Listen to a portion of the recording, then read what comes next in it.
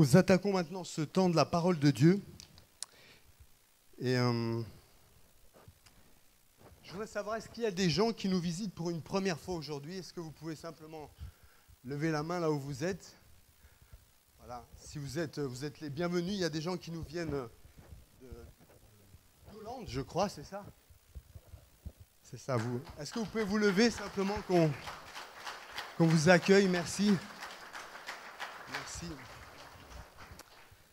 Voilà, soyez les bienvenus pour les personnes qui viennent pour cette première fois. Il y a aussi Serge Martorana qui est là. Serge qui est aumônier de prison et aussi pasteur de notre union. Est-ce que tu peux te lever avec... Voilà. Merci d'être là. Voilà, ce matin, nous allons maintenant prendre un temps d'écoute de la parole. Et j'aimerais... Serge, est-ce que tu peux t'approcher pour lire un texte? Est-ce que je peux te demander de venir avec lire un texte? Voilà. Est-ce que, François, tu peux lui prêter ta Bible? Voilà. Ouais, tu peux prendre.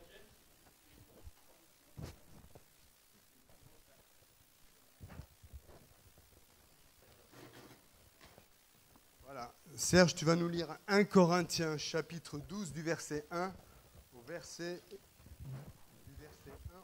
11, s'il te plaît. Voilà. Quelle version? Celle que tu veux.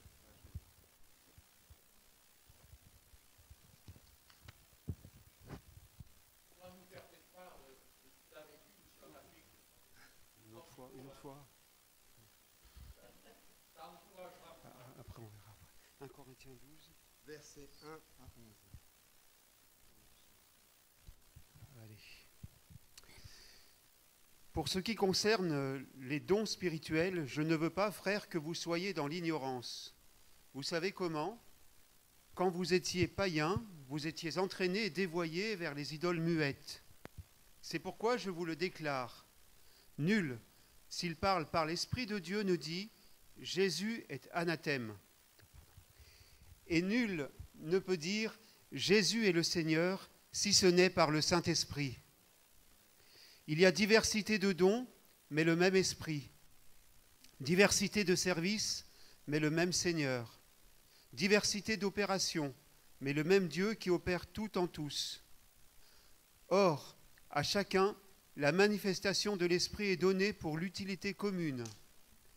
En effet, à l'un est donnée par l'Esprit une parole de sagesse, à un autre une parole de connaissance, selon le même Esprit, à un autre la foi, par le même Esprit, à un autre des dons de guérison, par le même Esprit, à un autre le don d'opérer des miracles, à un autre la prophétie, à un autre le discernement des esprits, à un autre diverses sortes de langues, à un autre l'interprétation des langues. Un seul et même Esprit opère toutes ces choses, les distribuant à chacun en particulier comme il le veut. Merci Serge, merci beaucoup. Alors on va changer de micro. 1, 2, est-ce que vous m'entendez? Oui, apparemment, on s'entend. Est-ce que je peux demander à quelqu'un de m'amener une bouteille d'eau, s'il vous plaît, qui est dans le frigo? Ça serait sympa. Alors le titre de mon message, si je devais donner un titre, ça serait les 9 dons de 1 Corinthiens 12. Et c'est intéressant ce texte, nous l'avons vu, parce qu'il termine en disant « C'est le seul et même esprit qui produit tout cela, il accorde à chacun un don différent, comme il le veut. » C'est-à-dire c'est le Saint-Esprit qui fait son œuvre souveraine, merci Jacques, et il le distribue comme lui il le veut. C'est-à-dire qu'on peut aspirer aux dons, mais c'est lui qui les donne comme il l'entend. J'aimerais aussi dire, avant de parler de ces 9 dons, que les dons qui nous sont donnés pour être au service de l'Église, au service. Au service, tous les dons sont pour nous faire grandir et sont au service de la communauté. Et les dons ne nous sont pas donnés, chers amis, pour nous faire briller. Les dons, ce n'est pas quelque chose comme un pins que l'on a pour nous faire briller, mais les dons sont là pour faire grandir l'Église, pour faire avancer et pour que ça fasse du bien au maximum de personnes sinon à tous. Et le premier don dont il est parlé, c'est le don de l'Esprit qui est la parole de sagesse. Le verset 8 nous dit que l'Esprit donne à l'un de parler selon la sagesse de Dieu. Et c'est important de le dire, de la sagesse de Dieu, puisque nous verrons qu'il y a un autre type de sagesse qui s'appelle sagesse, mais qui n'est pas de Dieu. Et vous allez me dire, mais qu'est-ce qu'une parole de sagesse? Tout d'abord, la parole de sagesse est tout d'abord inspirée par Dieu. Elle est inspirée par Dieu, mais elle est donnée à l'homme d'une façon accessible. Ce que je veux dire par là, ce n'est pas, vous savez, ce n'est pas cette sagesse que certaines personnes dans l'Écriture pensaient avoir, une sagesse à mystère, ce n'est pas quelque chose de mystérieux, mais la parole de sagesse est donnée à l'homme d'une manière très accessible, d'une manière qu'il va pouvoir retranscrire et comprendre. C'est une parole, cette parole de sagesse, qui sert souvent à nous avertir. Vous savez, parfois on ne prend pas garde aux avertissements que le Seigneur nous donne, parce que souvent le Seigneur se sert de modestes personnes, souvent, pour nous avertir, et souvent dans leur bouche, il y a des paroles qui nous avertissent et des paroles de sagesse. Cela peut être aussi la parole de sagesse, quelque chose qui éclaire et qui donne parfois le sens où aller. Je ne sais pas si vous, dans votre vie chrétienne, parfois vous ne savez pas quel chemin prendre. Ça peut arriver. On est à un carrefour, on est comme dans un temps où on ne sait pas comment se diriger. Et vous pouvez avoir quelqu'un, par l'Esprit de Dieu, qui vous donne une parole de sagesse et qui vous dit comment vous diriger, comment aller sur quel chemin. La parole de sagesse, c'est aussi quelque chose qui peut me dire la manière dont je dois me comporter d'une manière juste quand on traverse des situations difficiles. Je ne sais pas si ça vous a arrivé de traverser des situations difficiles. Je pense qu'à chacun d'entre nous, c'est arrivé. Et la parole de sagesse, souvent donnée par quelqu'un, ou une parole que vous recevez, va vous dire comment vous comporter dans telle situation. Parce qu'il y a parfois des situations, je ne sais pas vous, on n'arrive pas à savoir comment se comporter. Eh bien, la parole de sagesse va là nous diriger elle aussi. Cependant, Jacques 3, versets 13 à 18, nous parle de deux types de sagesse. Il y a une sagesse qui vient d'en haut, mais attention, il y a aussi un autre type de sagesse. Elle porte le nom de sagesse, mais elle est humaine, elle peut être humaine, charnelle et diabolique. Qu'est-ce que je prétends pour dire humaine? Vous savez, la sagesse de Dieu, ce n'est pas... Parfois, dans notre travail, on a une certaine sagesse pour accomplir un travail, on a reçu certaines qualifications, mais la sagesse de Dieu, ce n'est pas forcément une sagesse humaine. Parce que parfois, pour certaines choses, c'est une sagesse de Dieu qui nous est recommandée pour sortir de certains problèmes. Et si on reste sur une sagesse purement humaine, eh bien, cette sagesse humaine, si on continue face à certaines situations, elle devient charnelle. Et le mot charnel veut dire qu'elle ne dépend pas du Saint-Esprit, mais elle dépend finalement de nous-mêmes. Et plus encore, elle peut devenir diabolique.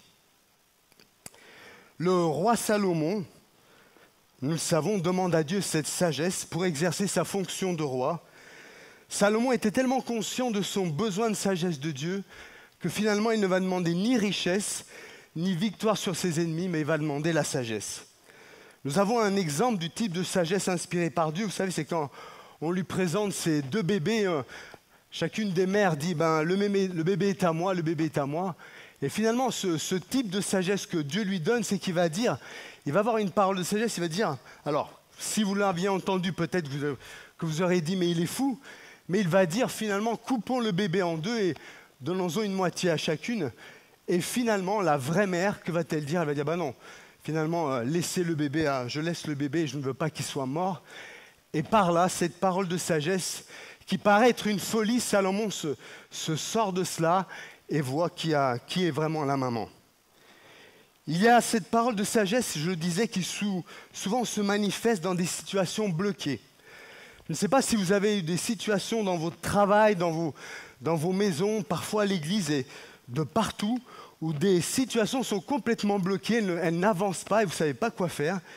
Et bien souvent, Dieu utilise une personne avec une parole précise de sagesse qui va libérer des situations bloquées. Ça vous est arrivé, des situations complètement bloquées, vous ne savez pas quoi faire. Et quelqu'un a une parole de sagesse, ça illumine la situation et ça débloque. Il y a aussi la parole de sagesse qui peut être donnée à un incroyant. Mais parfois, la sagesse de Dieu est une folie pour les hommes. Parfois, si vous donnez une forme de sagesse à un non-croyant, il peut prendre cela pour de la folie, mais la folie de Dieu est plus sage que la sagesse des hommes. Alors, question, comment recevoir cette sagesse? Colossiens 3, verset 16 nous dit que la parole du Christ, écoutez bien, avec toute sa richesse, habite en vous. Instruisez-vous et avertissez-vous les uns les autres avec une pleine sagesse. Donc, c'est la parole de Dieu qui nourrit notre sagesse. L'Écriture, la parole vient nourrir cette sagesse de Dieu. Donc la sagesse émane de cette lecture permanente que nous faisons, parce que vous stockez l'Écriture, vous l'assimilez, elle devient vivante en vous, et ça vous donne, ça nourrit votre sagesse, frères et sœurs. Donc, pensez à cela, je répète, cette sagesse, elle fait surtout sortir de situations très difficiles, de situations bloquées. Elle peut aussi avertir, elle vous avertit des dangers. Parfois, des situations, vous ne savez pas où aller, vous pouvez recevoir une parole de sagesse qui vous dit, voici le chemin lequel il faut prendre. Ne négligez pas ce don, aspirez à ce don parce qu'il est très utile dans notre vie actuelle. Le deuxième don, c'est la parole de connaissance. Alors, la parole de connaissance doit être vue, permettez-moi, sous deux aspects. Le premier, c'est avoir le don d'enseigner l'Écriture. Paul a rempli ce ministère à Éphèse, il va donner la connaissance et il va enseigner cette parole de connaissance qu'il a, il va enseigner chacun et chacune. La parole de connaissance, écoutez bien, c'est tout d'abord l'explication de textes difficiles à comprendre et on va les rendre simples dans leur compréhension. Vous voyez, celui qui a ce don de parole de sagesse, alors je sais ce que vous pensez dans votre petite tête parce que vous n'avez pas l'habitude peut-être d'entendre ça, mais le don par excellence de parole de connaissance, c'est d'abord les enseignants qui rendent une parole difficile à comprendre, qui vous l'éclairent et vous dites « Ah oui, maintenant je l'ai saisi, je l'ai compris ».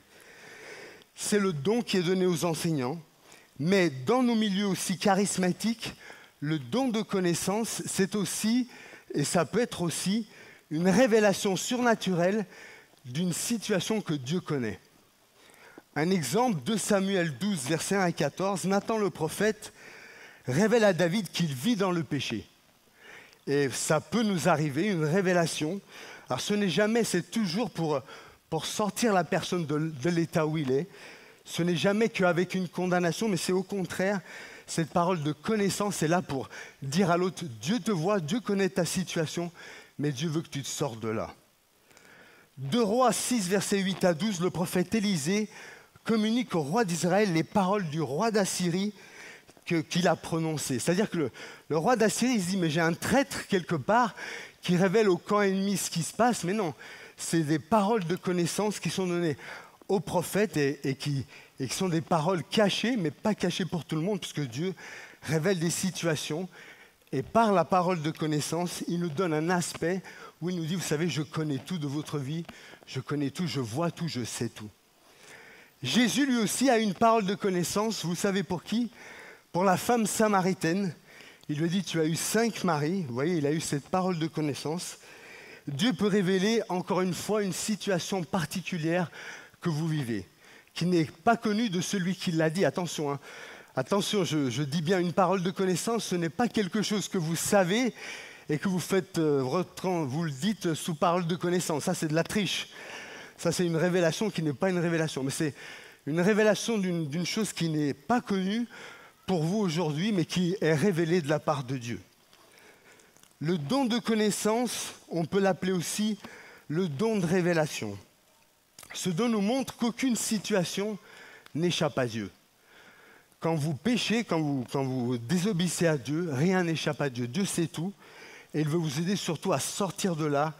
Et c'est pour cela qu'il donne la parole de connaissance pour vous instruire dans l'Écriture par les enseignants. Et la deuxième parole, c'est une parole de connaissance où Dieu vous dit « Je sais très bien ce que tu traverses, je vois ce que tu fais, ce que tu ne fais pas, et je te le révèle aujourd'hui. » Amen. Ça va, vous êtes là? Le troisième don, c'est la foi. Un don de foi, mais c'est un don de foi exceptionnel. Mais la foi dont on parle ici n'est pas la foi qui sauve, frères et sœurs. En effet, la foi qui nous sauve nous est donnée une fois pour toutes.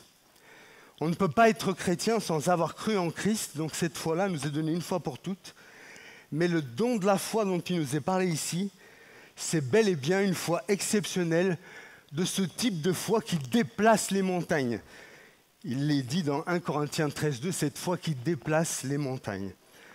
Mais attention, ce type de foi, il ne faut pas décourager tous ceux qui n'ont pas ce type de foi, car c'est un don de foi qui est donné par Dieu à l'un ou à l'autre. Ce n'est pas la foi pour croire, mais c'est bien particulier. Dieu dit, il donne à l'un un type de foi particulier. Alors, quelques exemples de ce type de foi. Hébreux 11, verset 7, il nous est dit que c'est par la foi que Noé, divinement averti, construisit l'arche. Vous voyez, c'est par cette foi que Dieu le met au courant de ce qui va se passer et il construit une arche. Malgré les moqueries de la plupart des gens, il a la foi pour persévérer et va aller jusqu'au bout. Permettez-moi de vous dire que ce type de foi est essentiel. Quand Dieu nous le donne, ça fait du bien parce que parfois, tout le monde est contre nous, mais la foi nous dit, allons dans tel sens et construis l'arche. Et Noé a eu la persévérance de le faire. Acte 3,6, Pierre et Jean disent au paralytique, « Lève-toi et marche ». Là, il ne faut pas se planter, il faut vraiment un don de foi. Et Pierre et Jean l'ont, et ils disent à cet homme paralytique, « Lève-toi et marche ». Matthieu 15, 28 nous montre la foi d'une femme cananéenne qui est donnée en exemple. Jésus avait dit à cette femme, « Il n'est pas bien de donner le pain aux petits chiens ». Vous voyez un petit peu l'insulte, c'est pas... Vous voyez, pour elle, ça pourrait être méprisant. Mais cette femme dit à Jésus, les petits chiens mangent aussi les miettes qui tombent de la table. Et Jésus va aussi mettre cela en évidence. Il va dire, mais quelle foi chez cette femme. Vous voyez, il dit, mais les petits chiens même mangent les miettes sous la table. Et ce don de foi est un don essentiel. Ce don de foi, c'est une vraie certitude que Dieu va intervenir. Je ne sais pas si ça vous a déjà été donné, ce type de foi, où vous vivez des choses juste pas normales, où vous dites tout vous arrive, mais vous dites, mais je sais, le Seigneur vous a donné ce type de foi qui déplace les montagnes, c'est ce type de foi, vous avez l'assurance que Dieu va agir. Est-ce que ça vous est arrivé parfois ? Ça vous est arrivé parfois, vous savez que Dieu va agir, vous ne savez pas encore comment, mais vous savez que Dieu va agir d'une manière surnaturelle. Et ce type de foi est donné parfois à l'un ou à l'autre. Et ce que je voudrais vous dire, pendant que j'y pense, c'est que vous voyez, il est donné à chacun le nécessaire. Et c'est important que l'Église, je disais à quelqu'un, vous savez, l'Église n'est pas un bouquet de fleurs où il n'y a que des roses. Vous voyez, ce n'est pas le reflet de l'Église. Vous voyez, l'Église, la diversité de l'Église, c'est plutôt un bouquet, vous voyez, où il y a plusieurs fleurs. Vous avez déjà vu ces bouquets ? Vous avez plusieurs types de fleurs. Elles sont toutes pas plus grandes, des unes plus petites, des unes différentes, mais ensemble. Et c'est ça l'image de l'Église, c'est des gens différents, mais ensemble. Et Dieu donne à l'un, Dieu donne à l'autre, c'est lui qui le veut, c'est lui qui choisit, mais c'est lui qui répartit tous ses dons. Amen. Vous êtes là ce matin ? Quatrième don du Saint-Esprit, le don de guérison. Alors notez bien que ce don est au pluriel. C'est-à-dire qu'il faut faire attention, ce n'est pas simplement un don comme un guérisseur aurait, vous voyez qu'il aurait la propriété du don exclusif, mais ce don est donné pas forcément à la même personne. Je crois que chacun peut prier et manifester ce don. En tout cas, il faut prier pour les malades, et chacun de vous pouvez recevoir ce don. Attention, le don ne fait pas que forcément, en tout cas c'est mon interprétation, je le dis tout de suite, ne fait pas que toutes les maladies sont guéries instantanément. Un pasteur qui était le pasteur John Wimber, je le dis souvent, le pasteur de la 3e vague, disait-il, avait une méga church et il a écrit dans un de ses livres des milliers de personnes qu'il voyait des guérisons, mais que dans une église très très grande, il n'y avait que 2% à peu près de guérisons. Vous allez me dire, c'est déjà exceptionnel. Et nous, on souhaite qu'il y ait ces guérisons parmi nous, n'est-ce pas ? On souhaite qu'il y ait ces dons de guérison. Mais tous n'étaient pas guéris, disait-il. Lui-même, je crois, si mes souvenirs sont bons, il est mort d'un cancer. Et pourtant, il avait vu des choses très spectaculaires. Alors peut-être que vous êtes là aujourd'hui et que vous vous dites, mais voilà, le pasteur il gesticule. Pour ceux qui ne le savent pas, voilà, je suis atteint non pas de ma maladie, mais d'une maladie qui n'est pas la mienne, cette maladie de Parkinson, mais ça ne m'empêche pas de louer Dieu, de le servir tant qu'il voudra et de voir la puissance de Dieu à l'œuvre. Donc ça c'est important de le dire, mais faisons attention que ce type de foi, il ne faut pas croire que tous ceux qui ne sont pas guéris manquent de foi. Je connais des hommes et des femmes exceptionnels qui ont cette foi en Jésus-Christ profonde et pourtant qui ne sont pas guéris. Autre chose, la guérison peut venir par un don miracle. François, on a vu cela à l'œuvre. On prie pour des gens et le miracle de Dieu et la personne est instantanément guérie. Ça, c'est une première manifestation. La guérison peut venir aussi par la prière persévérante. C'est-à-dire parfois, vous priez pendant des années et Dieu agit au bout de quelques temps. Mais en tout cas, la persévérance est de mise. Il ne faut pas oublier cela. Il y a aussi la guérison par la confession de nos péchés avec l'onction d'huile. Et pour vous dire, on aime mieux faire l'onction d'huile après un entretien. Parce que la personne, parfois, a des choses à confesser, des choses qu'elle doit abandonner, des choses qu'elle doit lâcher. Et parfois, quand elle a confessé ses péchés, il y a parfois une guérison qui vient. Et notamment, il y a une guérison qu'en entretien, on pratique beaucoup, parce qu'il y a besoin de confession, c'est le manque de pardon.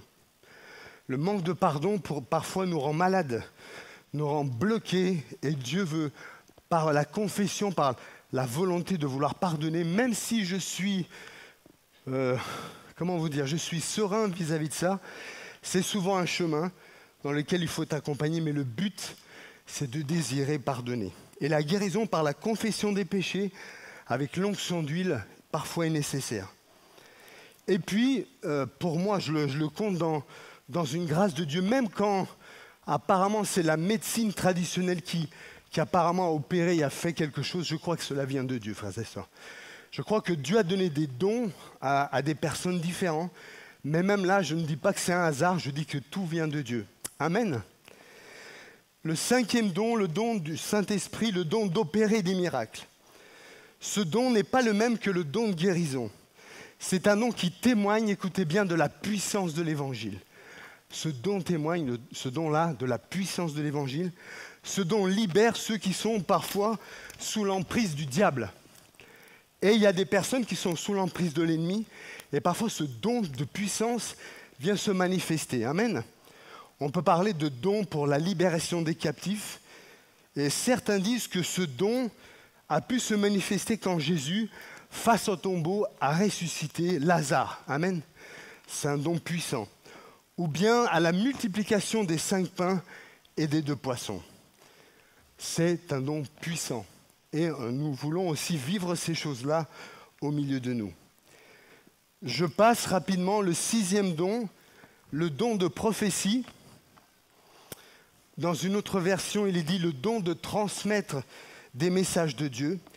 Et là, j'aimerais vous dire qu'il y a 2 catégories de prophétie et de prophètes. Tout d'abord, tout prédicateur est un prophète. Tout prédicateur est un prophète, car le prédicateur prophétise la parole. Je vous lis juste 2 textes. Apocalypse 1, verset 3. « Heureux celui qui lit ce livre, heureux ceux qui écoutent ce message prophétique, heureux ceux qui écoutent ce message prophétique et prennent au sérieux ce qui est écrit ici, car le moment fixé pour tous ces événements est proche. » Deuxième texte, Hébreux chapitre 1, verset 1 nous dit « Autrefois, Dieu a parlé à nos ancêtres à maintes reprises et de plusieurs manières par les prophètes, mais maintenant, à la fin des temps, il nous a parlé par son Fils. » Alors, 1 Corinthiens 14, verset 31 nous dit que le prophète édifie, c'est le même verbe que bâtir la foi, que bâtir une maison. C'est le même verbe. Quand vous bâtissez une maison, c'est le même verbe, il bâtit notre foi. Mais vous savez, la parole, qu'est-ce qu'elle fait? Elle édifie, elle console, elle exhorte. C'est donc la parole de Dieu qui fait tout cela, mais malgré que la parole fait ce travail-là, aujourd'hui, il est peut-être en train de le faire. Il y a aussi ce qu'on appelle le don prophétique. Ce don prophétique, c'est dire quelque chose qui vous est spontanément venu à l'esprit de la part de Dieu. Ce don peut être donné de manière occasionnelle, ou bien une personne peut exercer ce don de manière régulière, où il a plutôt un ministère de prophétie. L'équivalent des prophètes dans l'Ancien Testament, ce sont les apôtres. Si vous voulez, l'équivalent des prophètes dans l'Ancien Testament, c'est dans le Nouveau Testament les apôtres, parce que l'un comme l'autre ont mis leurs paroles par écrit. Les prophètes de l'Ancien Testament ont fait le canon de l'Ancien Testament, et les apôtres ont mis par écrit ce qu'ils ont dit. Pour Jésus, Jésus a désigné le terme d'apôtre au lieu de prophète pour ceux qui avaient l'autorité de rédiger l'Écriture. À l'époque, il faut savoir que le Nouveau Testament, le mot grec, au niveau du mot prophète en grec, c'était celui qui parle en raison d'une influence extérieure. Et en fait, le Saint-Esprit nous parle à l'intérieur. Il vit en nous. Et nous voyons un exemple dans Actes 21, verset 4. Écoutez bien, et je vous invite à relire ces textes à la maison. Les disciples de Tyr, poussés par l'Esprit, disent à Paul de ne pas monter à Jérusalem. Mais Paul ne va pas suivre cette parole. Paul, écoutez bien, n'aurait jamais agi ainsi si cette prophétie avait contenu des paroles même de Dieu. C'est-à-dire si elle était sans erreur. Et attention, la prophétie aussi peut faire connaître un événement futur, mais ne doit pas être utilisée comme quelque chose pour dire l'avenir, vous comprenez ? Ce n'est pas l'horoscope, hein. Entre parenthèses, vous le savez, l'horoscope, vous savez qu'il ne faut pas le lire, hein. Ce n'est pas quelque chose de recommandé. On n'a pas besoin de l'horoscope, on a Dieu qui nous dirige. Mais il ne faut pas prendre la prophétie comme quelque chose comme Madame Irma. Hein. Ce n'est pas ce type de prophétie que Dieu veut pour nous. Certains chrétiens cherchent cela, à être dirigés de telle manière, et pour moi, ils sont en danger, parce que combien on a vu de gens s'égarer. Et encore, le meilleur moyen, c'est la multitude des conseillers est une sagesse. Ayez toujours, avant de prendre une décision dans votre vie, ayez des gens en qui vous faites confiance et à qui vous pouvez en parler.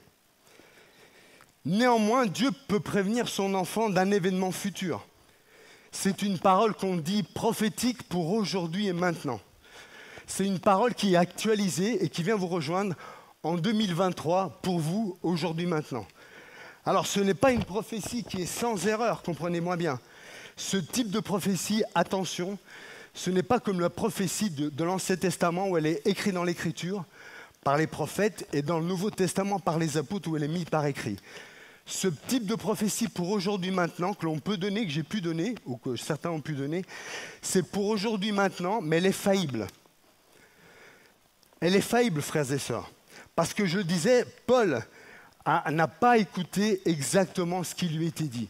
Et si c'était une parole qu'il devait mettre par écrit, il aurait exactement fait ce qu'on lui a dit. Dans 1 Thessaloniciens 5, 19, il est dit « N'éteignez pas l'esprit ».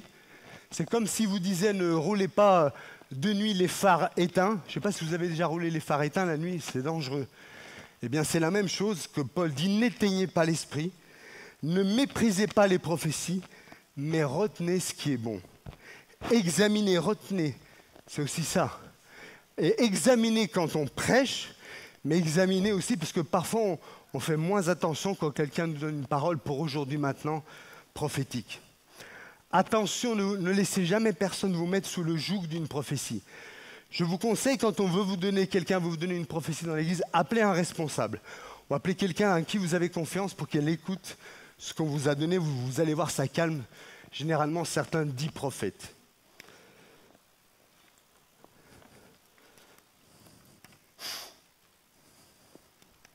Je pense que je ne vais pas avoir le temps de tout dire, mais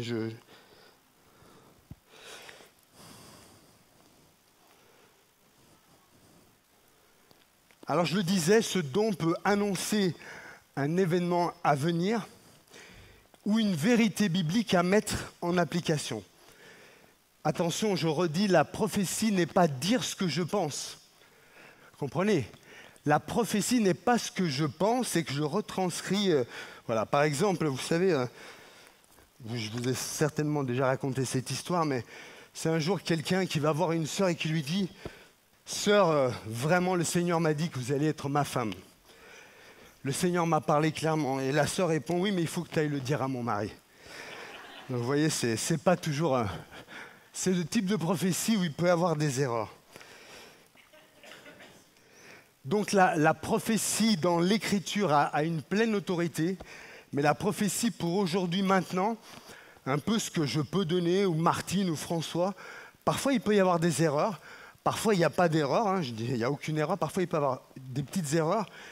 Et voilà, c'est important si vous voulez, on pourra voir ensemble certains textes qui le démontrent. J'y suis passé un peu vite tout à l'heure. Attention, quand on vous donne une prophétie, on n'a pas besoin d'être en transe. Alors vous dites peut-être le pasteur est en transe, non, ce n'est pas de la transe, mais 1 Corinthiens 14, 32, version Le Semeur, nous dit « Le prophète reste maître de lui-même ». C'est-à-dire quelqu'un qui vous dit « Ah non, non, non, je ne peux pas, il faut absolument que je la donne ». Non, il n'a pas besoin d'être en transe, il sait comment il s'appelle, je m'appelle Carlo, j'habite à Vénissieux, ouais, je sais qui est ma femme, voilà, il n'a pas besoin d'être en transe. Ouais, il peut le donner 5 minutes après ou 10 minutes après, et parfois même Dieu peut vous donner une parole que vous allez parfois, qui va travailler dans votre cœur et que vous allez donner parfois une semaine après ou un certain temps après. Attention pour la prophétie, parce que Jésus, quand il parle des gens qui veulent l'impressionner, il dit « Vous avez prophétisé en mon nom ». Eh bien, il a dit « Je ne vous connais pas » parce que les prophètes, ou tout homme et femme de Dieu, et nous sommes tous des hommes et des femmes de Dieu, on reconnaît à quoi? Aux fruits. Aux fruits de notre enseignement, mais aux fruits aussi de qui on est. Vous reconnaissez les prophètes que les apôtres ont combattus aux fruits de leur vie et aux fruits aussi de leur enseignement. Un autre don, je passe à un autre don, le don de discernement. Discerner les esprits, et c'est là aussi, c'est au pluriel, et ça, c'est très important. Tout d'abord, il nous faut justement discerner les bonnes et les fausses prophéties, les vrais et les faux prophètes, et tous ces gens qui se disent serviteurs et qui parfois, il nous faut discerner, frères et sœurs. Du temps où on vit, je vous assure qu'il nous faut plus que jamais discerner et ne pas prendre simplement sur une carte de visite et ne même pas se fier parfois à certains dons spectaculaires. Je m'explique, je crois que c'est dans Deutéronome 18 où Dieu dit, mais si un prophète vient et l'accomplit et que la chose ne s'accomplit pas, vous voyez qu'il n'est pas un vrai prophète. Mais il dit, s'il vient et qu'il dit et que ça s'accomplit, il dit et ça s'accomplit, mais il dit, aimons d'autres dieux, c'est Dieu qui vous éprouve pour savoir si vous l'aimez vraiment. Qu'est-ce que ça veut dire? Ça veut dire que parfois des choses spectaculaires peuvent être faites. Mais si les choses spectaculaires qui sont faites en dehors de l'Écriture, eh bien vous devez rejeter même la chose spectaculaire. Je vous dis quelque chose que nous avait expliqué, c'était justement en pastoral, où apparemment un homme de Dieu, il était assez populaire et certaines choses se passaient de manière spectaculaire. Et en fait, il nous a été dit que cette personne disait « Vous n'avez pas besoin de lire la parole, parlez simplement en langue ». Vous voyez, et c'est faux. C'est faux de dire ça, mais parce qu'il avait du succès, personne n'a osé le reprendre. Il faut faire attention. Nous-mêmes, il faut que l'on veille. Il faut être ouvert à l'esprit, mais pas à tout ce qui se passe. Nous essaierons d'être veillants. Et c'est pour ça que nous ne sommes pas une personne qui a l'autorité, mais nous sommes un corps pastoral, parce que quand l'un ne discerne pas, j'espère que l'autre discernera les choses. Et c'est bon de ne pas être un seul homme à diriger l'Église, mais d'être une équipe pour qu'on puisse se soumettre les uns aux autres. Donc voilà. Il y a aussi, vous vous rappelez, cette femme qui suit l'apôtre Paul. Et apparemment, elle dit de belles choses. Elle dit, regardez le serviteur de Dieu. Et à un moment, Paul se retourne et lui dit, esprit de Python, voilà, sors de cette femme. Vous voyez, pourtant, elle dit des choses qui paraissent vraies et sincères, mais il a besoin de ce don de discernement. J'avance encore. Le don rapidement des langues. Il faut savoir que le don des langues était très prisé à Corinthe. Ce don spectaculaire, la glossolalie qu'on appelle, à Corinthe on aimait ça, très prisé. Mais dans Actes 2:8, ceux qui reçoivent le don initial du Saint-Esprit, c'est des vraies langues parlées, c'est ce qu'on appelle la xénolalie. Si vous revoyez le texte dans Actes 2:8, c'est des vraies langues. Ce n'est pas de la glossolalie, mais des vraies langues, à tel point qu'ils disent, mais on entend les merveilles de Dieu dans notre langue maternelle. C'est des langues connues de tous. Donc on peut dire que dans Acte 2, ce n'est pas de la glossolalie, mais xénolalie, c'est des vraies langues. Et là est la puissance de Dieu, où Dieu exprime des merveilles de Dieu dans des langues différentes. Vous vous rendez compte, le miracle, c'est un miracle puissant. La glossolalie, c'est un son inintelligible prononcé à un moment d'exaltation. Et moi, je parle en langue. Les Corinthiens aimaient beaucoup ça, mais Paul leur dira que pour faire grandir, il vaut mieux une prophétie. C'est-à-dire un enseignement ou alors une prophétie pour aujourd'hui maintenant qui fait grandir la foi, plutôt qu'une parole glossolalie sans interprétation. Parce que si on ajoute l'interprétation au don des langues, eh bien c'est l'équivalent de la prophétie. Et elle va à ce moment-là édifier au sens. Donc il y a un terme prophétique au sens fort et un terme prophétique au sens faible. Et puis enfin, le don d'interpréter les langues, vous l'aurez compris, c'est le don d'interpréter des langues connues ou des langues inconnues. En tout cas, Paul nous met en garde, il nous dit que parmi l'assemblée, il ne faut pas simplement du parler en langue, mais il faut rechercher aussi le don d'interprétation. Et il est important que nous puissions le faire dans le respect de chacun, mais aussi avec respect, mais aussi avec discernement. Je finirai en disant, même si ça a été un peu vite, qu'il est important que chacun puisse aspirer au don. Je ne sais pas si vous aspirez au don. C'est Dieu qui choisit les dons qu'il va nous donner, mais il est bon d'aspirer. Non ? Est-ce que vous voulez être revêtu ? Parfois, c'est bon de demander à Dieu, renouvelle-moi dans les dons. Non ? Est-ce qu'on peut prendre un moment pour prier pour ça ?